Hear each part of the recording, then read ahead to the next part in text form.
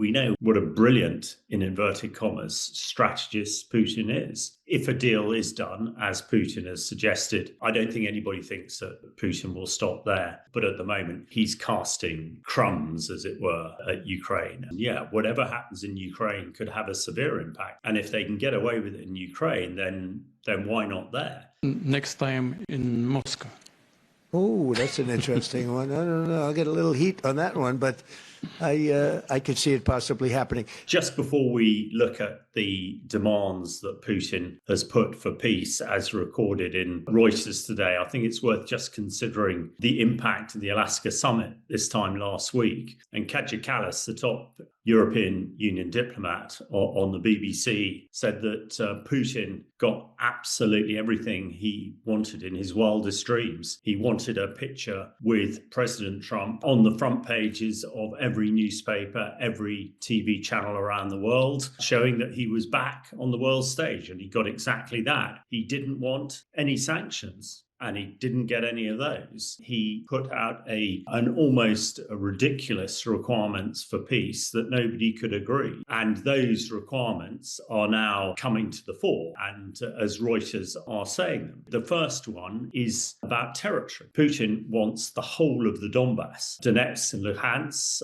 which make up the Donbas, the Russians currently control about 80%, 75%. They want the whole thing. And this is the heartland of Ukraine. In fact, yesterday, President Zelensky said that just wasn't possible because of the great fortress lines in the Donbas. And if the Russians had the Donbas, they could very easily dominate the rest of Ukraine. There is very difficult ground in Ukraine, and that's why the front lines are sort of frozen as they are at the moment. But if you have the Donbas, that opens up the region direct to Kyiv. And one could see that actually Putin could use his armored forces, his tanks, much more effectively if he had the whole of the Donbas. The second element that President Putin is saying is that there can be no European peacekeepers in Ukraine if there is a peace deal, which again is incongruous. You cannot control or police a peace deal from afar, as it were. And Putin knows that. And it's really underwriting again what Kaja Kallas is saying, that Putin has absolutely no interest in peace. And then the third sort of element to all of this is that the Ukrainian army must be controlled. Ukraine can never join NATO. And the sort of final element to this is that Putin would freeze the front lines where they are at the moment. And again, this seems pretty unacceptable. I mean, one particular area, Zaporizhzhia. The Zaporizhzhia nuclear power station is the biggest nuclear power station in Europe. In times of peace, supplies about 20% of Ukraine's power requirements. So not having that, again, seems to be incongruous. I think it underwrites what a lot of people have been saying, is that Putin has no interest in peace. And he sort of recognized, it would appear that President Trump has sort of lost interest in this deal as well. We've heard virtually nothing from him. And he sort of said, well, it's sort of up to Europe now. Putin has made it very clear that actually he can keep fighting as long as he wants.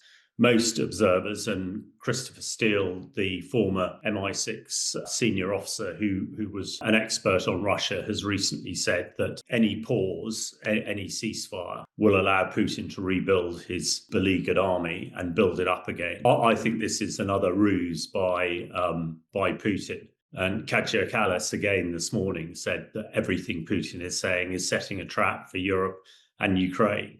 Yes, giving up small parts of Kherson and areas around Sumy have virtually no military context for the Russians and no military advantage for the Ukrainians. Of course, they would get a bit of their territory back. We're talking about tiny areas here.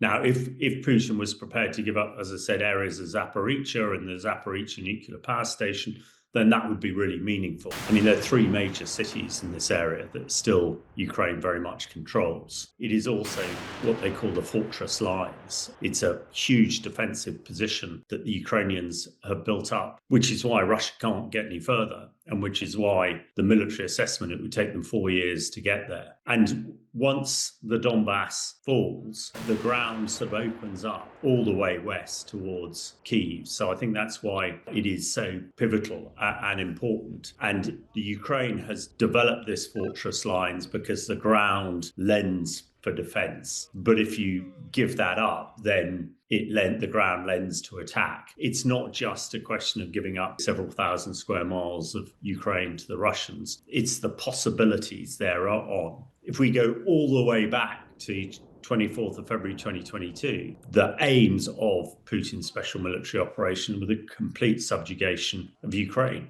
And even recently, Putin has stated that his aims haven't changed. So if he had the Donbas, he could then much more easily steam towards Kyiv. And of course, if his demand that there are no European peacekeepers in Ukraine, there is very little to stop him. That is why the Donbas is so critical, and why Zelensky, quite rightly, in my opinion, has said this cannot happen. If he can negotiate his way to taking the Donbas, then the great Chinese military philosopher Sun Tzu apparently supposes that the greatest generals, the greatest success in warfare is winning without fighting. That's exactly what he would do. But we know that the Russian army has almost culminated. In other words, run out of steam. The professional Russian army was destroyed in the first year of the war, and the conscripts we're seeing on the ground now are barely trained. Russia has learned stuff and is getting much better at drone warfare, but still Ukraine has the advantage there. And I think if there have been some armchair generals, a bit like myself, although I'm still an active reservist, so I get out of my armchair pretty regularly, but some people have been suggesting in various newspaper and media channels that the European military and the British military is not up to facing the Russians, which I would absolutely refute. I see the British Army on a weekly basis, and it's now very highly motivated. It's very well led. It's well trained, actually being trained by Ukrainian drone operators as we speak at the moment, and getting kit. So I think the British Army and the European forces are way more than a match for the Russians, which is one reason, of course, the Russians don't want to see them in Ukraine. I think if it was frozen as it is now, then the Ukrainians might well take it. But of course, again, this is slick dialogue coming out of Putin's mouth or coming out of the Kremlin. They're talking about frozen lines, but not frozen in the Donbas. The Donbas being given directly to Russia and the rest of it frozen. So not even giving up the areas he was suggesting in perhaps Kherson and Sumy. So, I don't think it's plausible at all. Whatever happens in Ukraine could have a severe impact. It's no accident that Lithuania reported this week that they are building up a 30-mile deep defensive line on their border, because they are really concerned. Their main border is actually with Belarus rather than Russia, but Belarus is Russia's great ally in this area. Lithuania is really concerned that the Russians will come steaming through Belarus to take their land. And the Lithuanian situation is very complex, because the Russian enclave Kaliningrad is sort of between the Baltic and Lithuania, and the Sulaco Gap, as it's called. If the Russians took that, they would have direct sea access to the Baltic and would take great swathes of Lithuania. From a purely military perspective, it makes a lot of sense for the Russians to do that. And if they can get away with it in Ukraine, then why not there?